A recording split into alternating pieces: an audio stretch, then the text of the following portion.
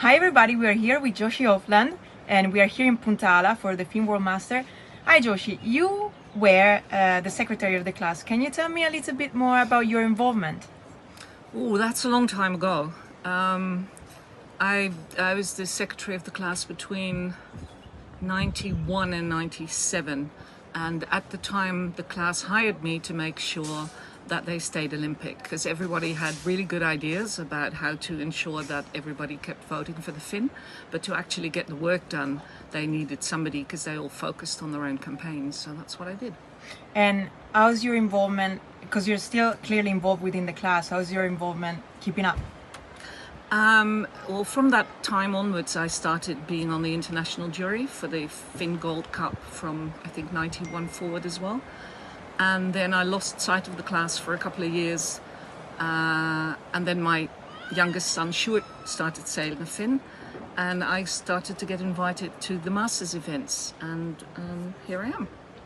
So you've been involved from 91 till now. How have you seen the class growing since then? Or changing? Well, the biggest change that I saw when I was involved as secretary was to change from aluminium to carbon masts, which made a huge difference. I remember the first, I think it was a European Championship in Poland that we sailed in 92 or 94, and lots of masts breaking on the way back because people didn't know how, we still had to find out how strong the carbon masts had to be. So people started shaving bits off, like in the old days when they had wooden masts, until they became too thin and then broke. And so that was a development process that was really interesting, and brought a lot of other people back into the class. And you can see it here too. A lot of older people.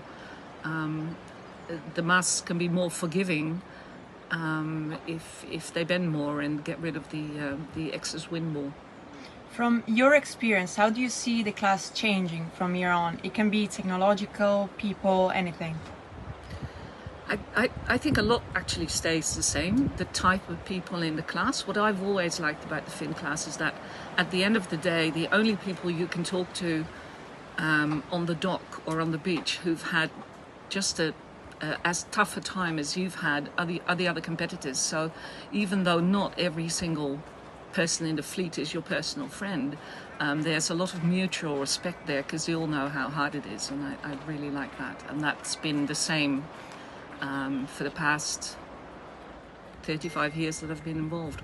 Yeah, we're launched from the beach, and there's a lot of people helping each other, helping one another. Exactly. And a lot of people talking about how to set up the boat. So I think that's great about the class. Yeah, and it's the same for my son, who's 24, and he's the only youngster in the Dutch fleet, and they've sort of adopted him. These are guys that used to race against his father in the 80s, and they've kind of adopted him, and they help him go faster, and they explain stuff to him, and it's cool. And telling him secrets about Finn sailing. I don't know. And from a jury perspective, because you're also international jury, you mentioned it before, what are you looking at, especially like in a day like this? We're talking on a clearly very windy day. So what are you looking at usually? Well, sitting here, it does look as if it's more than 12 knots, which is the limit for the Masters fleet for the policing of Rule 42, the pumping rule. So if the wind is above that wind strength, we'll observe from more of a distance and don't go into the fleet to see if they're rocking or pumping or ooching. Sculling at the start is still a thing, so we'll still be looking for that, because that's still illegal. And we make sure we set up at marks so we can actually stare people in the face, and they know that when they come in on port tack close to the windward mark, that it's a risky thing to do.